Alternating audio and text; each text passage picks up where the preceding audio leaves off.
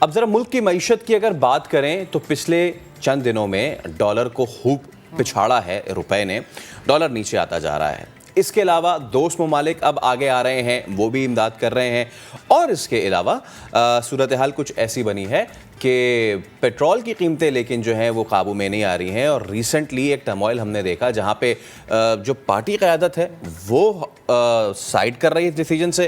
مفتاح اسماعیل کہہ رہے ہیں کہ نہیں جی یہ جو ہے وہ تو صحیح ہے۔ سب ٹھیک۔ ہاں، ان دونوں پہلوؤں پہ ذرا نظر ڈالتے ہیں۔ پہلے ذرا پازیٹیوٹی سے شروع کرتے ہیں کیونکہ ہمارے پاس پازیٹیو گیسٹ ہیں ماہر معیشت ڈاکٹر خاقان نجیب صاحب، جو کہ ہمیشہ پازیٹیو باتیں کرتے ہیں۔ ڈاکٹر صاحب السلام علیکم، بہت شکریہ نیا دن سے گفتگو کرنے کے لیے۔ انڈیڈ روپیہ بڑا تگڑا چل رہا ہے، that's positive. I M F جو ہے وہ 24-25 کو ڈیل فائنل کر دے گا، that's positive. Everything is going positive for پاکستان's economy سر؟ بسم اللہ الرحمن الرحیم۔ It's always a pleasure to be on سما۔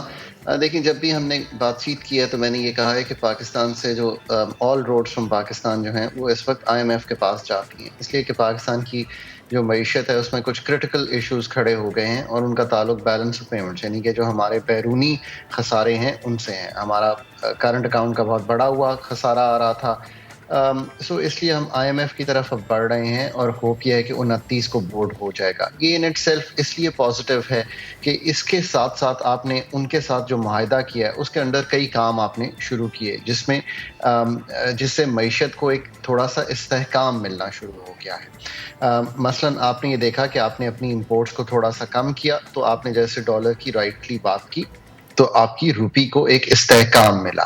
آپ نے جیسے ہی اپنے تھوڑے ریونیوز کو بہتر کیا، آپ نے اپنی ڈومیسٹک ریسورس موبلائزیشن پہ زیادہ زور دیا، سو آپ کو تھوڑا سا آپ چاہتے ہیں کہ بجٹ کا جو خسارہ ہے وہ اب آنے والے سال میں وہ کم ہو جائے۔ سو دس از آل گڈ نیوز، بٹ یہ یاد رکھیے کہ معیشت کے جو کلیدی مسائل ہیں وہ وہیں کے وہیں کھڑے ہیں۔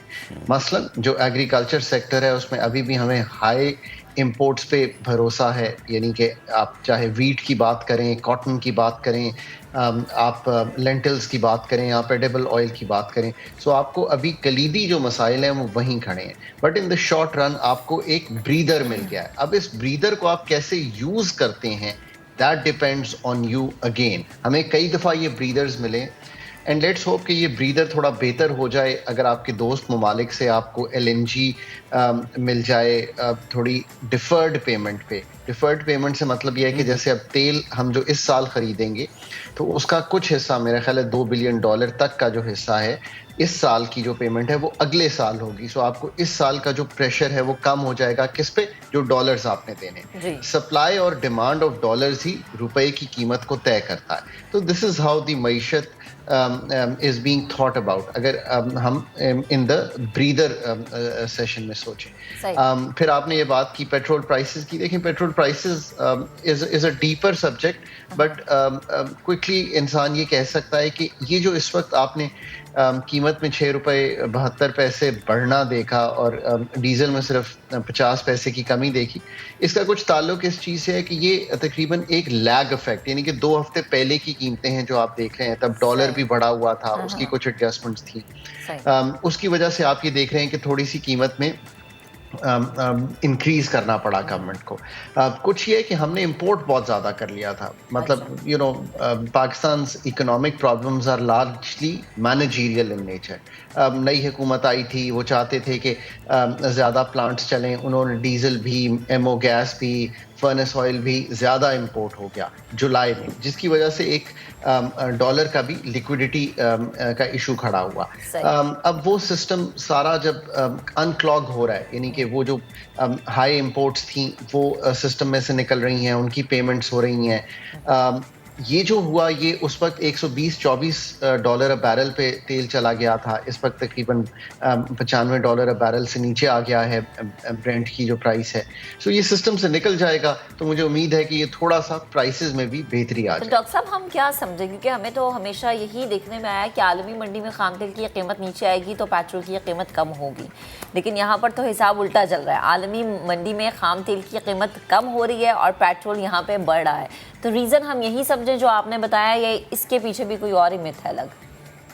دیکھیں اس کے پیچھے جو دوسری چیز ہے وہ یہ ہے کہ پی ایس او جو ہے وہ تقریباً 60% پاکستان کی تیل کی امپورٹ کا ضامن ہے. پی ایس او ہی پرائس سیٹنگ کرتا ہے, تو آبویسلی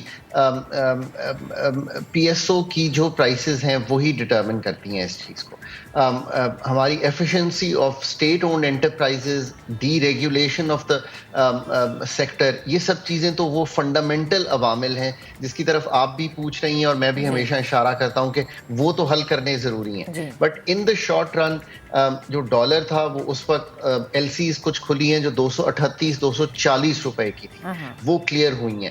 جب وہ اتنے ہائی لیول پہ کلیئر ہوئی ہیں تو آبویسلی ایک پیمنٹ بلڈ ہوئی ہے. میں ابھی بھی دیکھ رہا تھا ایڈجسٹمنٹ اوگرا نے جو کیا, اس میں ایک بڑا عنصر جو ہے وہ ایکسچینج ریٹ ایڈجسٹمنٹ کا ہے.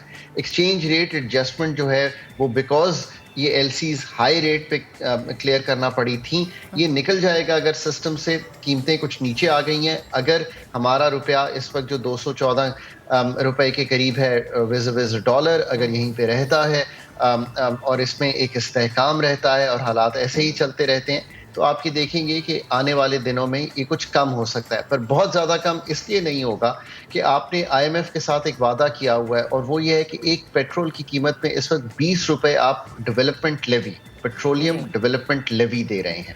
یعنی کہ یہ ایک انڈائریکٹ ٹیکسیشن آپ اس کو سمجھ لیں کہ ایک سمپلی ایک ٹیکس ہے. ہم اس کو لیوی اس لیے کہتے ہیں کہ اس کو ہمیں پروونسز سے شیئر نہیں کرنا پڑتا, یہ سارا فیڈرل کے پاس رہ جاتا ہے. اس کو 20 کی بجائے 30 روپے کرنا ہے. تو اگلے 1 سپٹمبر کو آپ کی قیمت 10 روپے لیٹ سے بڑھ جائے گی, بٹ ڈالر کی وجہ سے, برینٹ کی قیمت کم ہونے کی وجہ سے, ہم ویسے پلیٹس لیتے ہیں جو سنگاپور میں کھلتا ہے. میں برینٹ ایک جنرل بات کر رہا ہوں, ہماری قیمت پلیٹس کی ایک قیمت ہے جو سنگاپور سے کھلتی ہے, وہاں سے ہم اس قیمت کا تعین کرتے ہیں. یہ کم ہو جائے گی تو 2 عناصر کم ہوں گے, ایک تھوڑا سا بڑھے گا, بٹ آئی تھنک جو 2 کم ہوں گے ان کا ویٹ ہیویئر ہوگا اور قیمت میں تھوڑی سی کمی کی طرف جا سکتی ہے. اچھا ڈاکٹر صاحب, ایک اور بڑا مسئلہ ہے. اب ہم من حیث القوم اس بات پہ آ گئے ہیں کہ لیٹس کنزرو, ہم چیزیں بچاتے ہیں, لیکن ہر مہینے جو پر یونٹ کاسٹ ہے کراچی والوں کے لیے یا ایون فار دیٹ سے پاکستان والوں کے لیے, بجلی کی پرائسز بڑھتی چلی جا رہی ہیں. سر اس کا کیا کیا جائے, یہ کیسے کم ہو سکتی ہیں؟ یہ بہت اچھا سوال ہے. اب جو کاسٹ آف انرجی ہے اوور آل, جس میں بجلی بھی ہے, جس میں پیٹرول بھی ہے اور جس میں گیس بھی ہے, یہ ایک بہت بڑا عنصر بن گئی ہے ہماری کاسٹ آف لیونگ کا, اس میں کوئی شک نہیں ہے. اور جتنی آپ کی آمدن کم ہے اتنا ہی یہ عنصر جو ہے وہ زیادہ آ رہا ہے. جن کی انکمز بہت زیادہ ہیں یا ہائی انکم ارنرز ہیں, ان کے لیے شاید اثر کم ہوتا ہے. اب دیکھیں اس کی بات یہ ہے کہ جو ابھی تک آپ کی کراچی کے لیے اسپیشلی آ رہی تھی وہ یہ ہے کہ کیونکہ بہت سی بجلی جو ہے وہ فیول سے بنتی ہے, تو ایف پی اے, فیول پرائس ایڈجسٹمنٹ, مجھے جہاں تک ایگزیکٹلی یاد ہے کہ 11 روپے کے قریب چلا گیا ہے. آپ یقین کیجئے کہ یہ پچھلے کئی سال سے 50 پیسے, 1 روپیہ, 1.5 روپیہ ہوا کرتا تھا.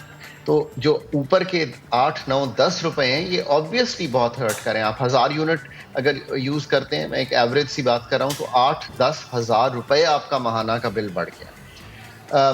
ایک پرائس ایڈجسٹمنٹ بھی تھوڑا سا بہتر ہو جائے گا جیسے فیول پرائسز کم ہوئی ہیں, جیسے ابھی ہم نے ذکر کیا.